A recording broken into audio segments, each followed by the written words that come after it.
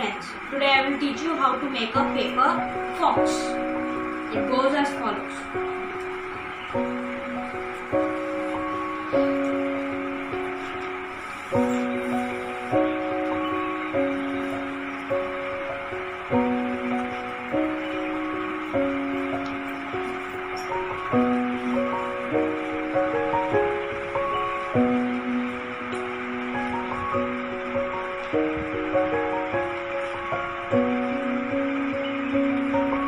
After this process, you will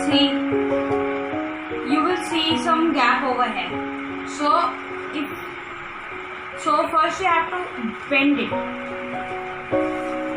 like this, and after that you should separate. Then you will see one more gap over here, so you can separate this gap from this gap. Then after this middle part, you can open it and you can push it down, and then your fox is ready. If you want to make the eyes and for the nose for the fox, you can just do a little sketch pen.